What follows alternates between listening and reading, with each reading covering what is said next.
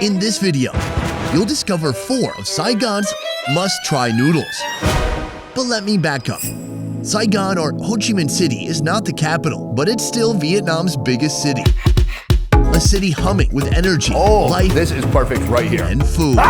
Unnecessary. Few locals even eat breakfast at home. People here go crazy for the noodles. Because it's so tasty. I know what that is. It's delicious. Easy. They make a simple bowl of noodles look like a symphony. And affordable to chow down on the streets. You can smell. Today, Calvin and I are on a mission to show you the best this city has to offer. Each bite is like its own experience. And it absolutely starts here. Many times in this city, a completely average-looking restaurant exterior paired with a Microsoft Paint level of graphic design and a name as uninspiring as Pho Vietnam are all the cues you need to know there's magic happening inside.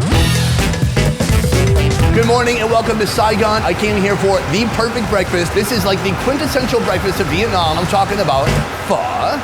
Rice noodles, your choice of protein, fresh herbs, and a complex, deep, almost philosophical broth. This dish transforms whatever mood you brought with you into overwhelming comfort. Traditionally, you'll find pho with all its ingredients sunk in a savory broth. Here, it's a completely different story. They're doing kind of a deconstructed pho experience. They've really elevated this dish to a new level. Upgrade 1, the protein. Beef shank, beef flank, beef brisket, beef ribs. Did I mention yet that this dish costs under $10? Oh, and there's still more beef. Oxtail, a coveted delicacy that you'd never see paired with this dish. Upgrade 2, the noodles. This restaurant's been open for 5 years, and up until now, they're the only pho restaurant in Saigon dishing out their own fresh, handmade banh pho. Steam rice flour batter for a couple minutes, and you get these thick, soft, chewy noodles, ready for action. Finally, this dish's most crucial element. A steaming sauna of delicious aromatic flavors. I smell cumin, star anise, cloves, plus all the bones that were cooking in there overnight. All the flavors blended together. It smells good. Soon this broth is gonna be in a stone pot, bubbling, boiling away, and that's gonna come to our table. Put a stone bowl over a raging flame until it's seriously hot. Then add oxtail, ribs, flank, brisket, and spring onion. Next, the glorious broth. Blanch the noodles and put them on the side together with thin beef shank slices and herbs. So be careful here. If he drops it, then I can't have children. Take a look at this. It is insanely hot. I think we should start with a little taste of this broth. it's almost like a consomme. Oh, it's so hot. It is oily, aromatic, savory. If you could try one cut inside of here. Oh, for me, it'd be the oxtail. Oh, it's really about that gelatinous texture. Just look at how jiggly it is. It's highly desired. You cannot have a good bowl of pho without a nice, fatty, soft brisket. Oh my gosh, dude. Super soft meat. That meat is a little bit more on the drier side compared to that tail, but it's cut so thin that it's still delicate in your mouth. And then the beef shank. What makes beef shank special? Beef shank or any shanks on animals are usually the most toughest part. But if you handle it with care and with technique and a quick swoosh in the broth, you're gonna get something that's super flavorful and super exciting to eat. There's so many combinations here. So we'll put some shank meat in first, we'll put some noodles in, add some green onions, and by the time your green onions hit the broth, they should be perfectly ready to eat. This is pho at its best. I want to come here every day now. I want to open this restaurant in my living room. I want to invite all the staff. I want to put that kitchen in my kitchen. This experience truly signifies how amazing Vietnamese food is and can be. We have peaked early, my friend, but we have 3 more noodles we still have to try to manage to eat today somehow. Most countries have their own version or interpretation of other countries' cuisine. Cuba has a lot of Spanish tradition. That's why we inherit the churros in our culture. It's no different when it comes to Vietnam, recreating their idea of the perfect Thai noodle dish called simply BÚN THÁI. Customers from all over the world come to Vietnam and try her BÚN THÁI. They go elsewhere, but they always come back here because it's always that good. BÚN THÁI is a flavor-packed, soupy surf and turf that rings up at only about $3 per bowl. Oh, this is 60 pounds of BÚN. It's a white vermicelli noodle made from rice, but the Thai part, what is BÚN THÁI, man. Mình làm ra nó cũng giống như của Thái Lan. The broth is influenced by Thai. It has a sweet and sour flavor known in Thailand. Calvin's referring to tom yum, a Thai noodle soup famous for its pleasurably spicy and sour broth. It is so satisfying. Of course, in Vietnam, We took that recipe and we just did it on the sour and the spicy level. The ingredients you'll find here are very local to the Vietnam area. You have so many different ingredients in here, tons of fresh seafood, and then you have this. What is this? Fried fish cake is made with freshwater fish. The fillets are then blended with spices and then made into a patty. Unnecessary. I love doing that. A little spongy, but great fish flavor, beautiful spices inside. It's really good. first blanch the noodles, thin, soft rice vermicelli. Next, an onslaught of protein. Beef, fish cake, fish, shrimp, squid, another shrimp, and clams. Flood the bowl with a sweet and sour fish bone broth. Garnish and serve. Super fragrant, light, sugary, a little bit sour. And then that really earthiness comes from the galangal root, which is a Thai root. It kind of makes your throat feel good. It's like a lozenge, Yeah, it's like a delicious cough drop. Thai flavor. We've got some of this beef. That's fish sauce with sliced chilies. I'll do the fermented chili sauce over here. Very nice. A little shrimpy. Oh, dip in the broth? I'm just gonna hit it in the broth. How do you eat the shrimp? With my mouth. Ah, Sweet, meaty. Vietnam has some of the best seafood in all of Southeast Asia. absolutely. This is what these noodles are all about right here. It's a local fresh fish caught here in Vietnam. You can taste the mekong on the fish. This is delicious. This sweet sour broth is perfect for seafood. There's no truer fusion than this. It's like the abstract idea of Thailand put into a broth mixed with tons of seafood and meat and sold for just a few bucks. Delicious. When it comes to noodles, what's better, handmade or machine-made? Our next chef seems to think the machines can conquer any nimble-fingered noodle handler. In the comment section, you're gonna see Civil War. I've come to Chinatown to find out. Egg noodles. This noodle, one of my absolute favorites, dates back thousands of years. Though widely known to be a Chinese creation, Italians and Arabs will tell you a very different origin story. I can't say for sure, so let's see what the chef thinks. There you go. Well, there you go.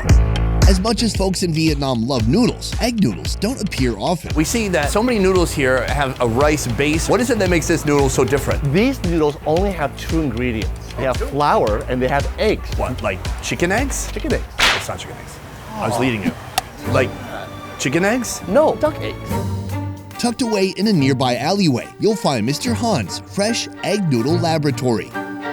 His process for manufacturing machine-made noodles starts with wheat flour, duck eggs, and lye water. Why duck eggs and not chicken eggs? There's something in the duck egg that makes these noodles extra Elastic? extra elastic. After 15 minutes of mixing, the dough is ready. With this machine, they press the dough into sheets. This process is repeated several times until they reach the desired thickness and texture consistency.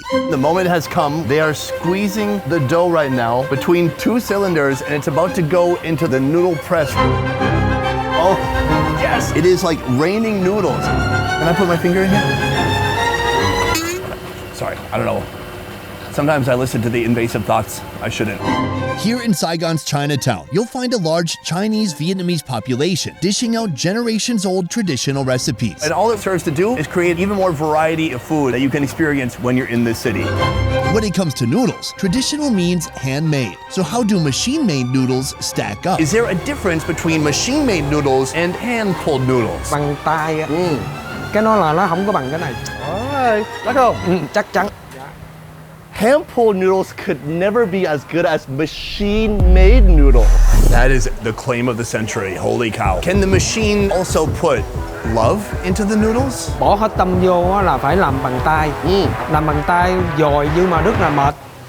Cực mệt lắm. Mệt. After pressing, boil for a couple of minutes, and they're ready for their sidekick, the wontons. Back in the noodle lab, flat dough sheets are cut down to size and filled with minced pork, shrimp, crab, and fish. Give them a little bit of a dip and pair them with the noodles. Add bok choy, black pepper, a mixture of soy sauce and oyster sauce, white pepper, green onions, fried pork fat, and finally, a savory pork bone broth.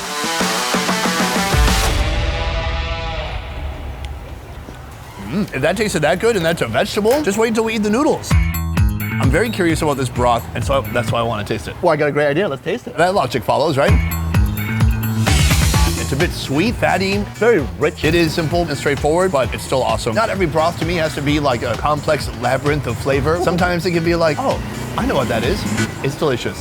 Look how big that is. This wonton is reckless. It's out of control. It's morbidly obese. Hey, Not you. you're body shaming me. Not yet. It almost slips down your throat like a slide.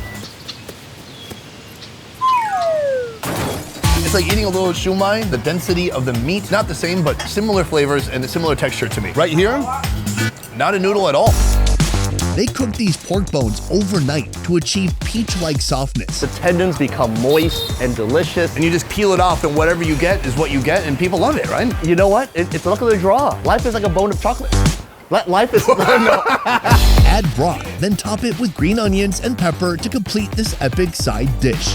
I'm gonna gnaw on it. I love gnawing on bones. Don't give me a joke right now. This is not the appropriate time. There is nothing funny about that. Fatty and delicious. I flippin' love that. The meat closest to the bone always has the most flavor. This is the noodle right here. Super controversial. You were asking him what is better between a hand-pulled noodle and a machine-made noodle, and it seemed like he didn't even have to think about it. He knew instantly that this is the superior noodle. Let's go for it.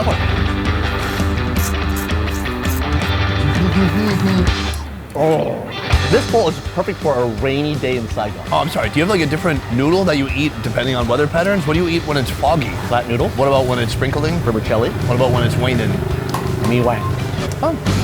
I've had hand-pulled noodles, I've had machine-made noodles. I cannot pretend to be expert enough to tell you which is better. The obvious go-to is like, oh, handmade is better. It's made with a human's touch. But, you know, there's advantages to machine-made too. It's more efficient. I like that every noodle is conformed. You like conformity. Put me in a box. Yes, comfort. Guys, who wants to stand out? For me, it's blend in or nothing at all.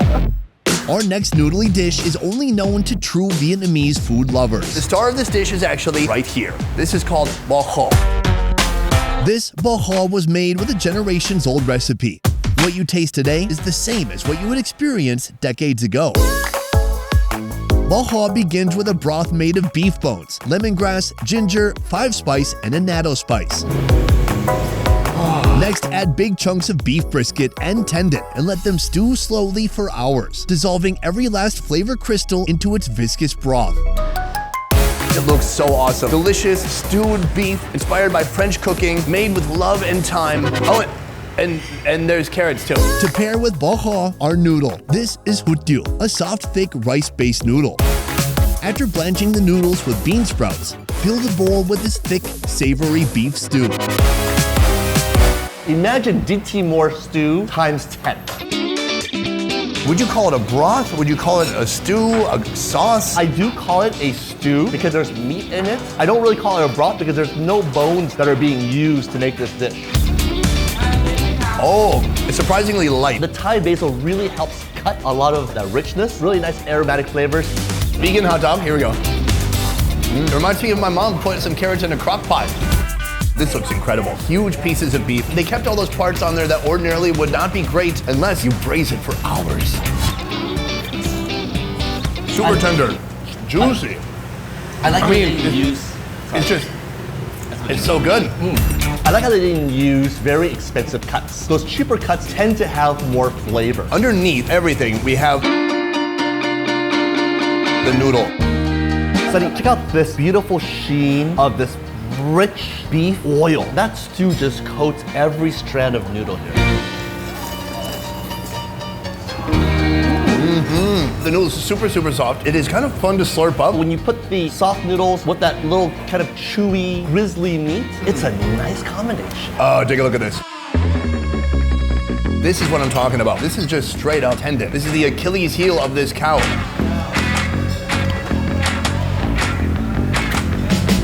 That might be my top bite of the day right there. So rich, gelatinous, gooey. I'm gonna hit that with some noodles.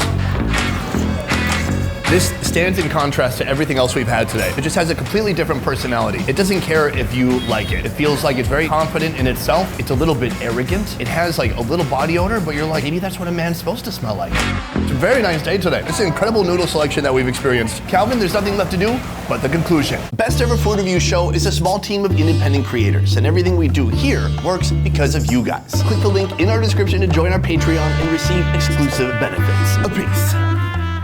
Calvin, you've been to Thailand many times before. Yes. I'm not gonna tell anybody why you go there, but you did realize recently they also have food. Not everybody goes there for sex changes. It's very Chinese flavored. May I say that? Yeah, I think so, but China has so many flavors. Ginger and etc. You guys don't want to be bothered with me just defining all the different spices that are in here just by wafting it. I mean, I could. Calvin, if you had to redo your childhood and either you had to choose between your parents or a noodle machine that was capable of love. Stop. A noodle machine. Hands down, a noodle machine. A noodle machine would give so much more love, even as a machine. You got a deal. I think pho is a dish that kids grow up with. Before they go to school, their fathers would take them, not one, but two fathers. Vanilla frosting. Oh, they just leave their iPhone right there. Boom, that is the end of the video. 4 noodles down. Guys, big thank you to Calvin for joining me today. You can find him on FKN Deliciousness on YouTube and on Instagram. Follow his fun food journey in Vietnam. Guys, that is it for this one. Thank you so much for watching. I'll see you next time. Peace. Dude, I'm really pregnant with a noodle.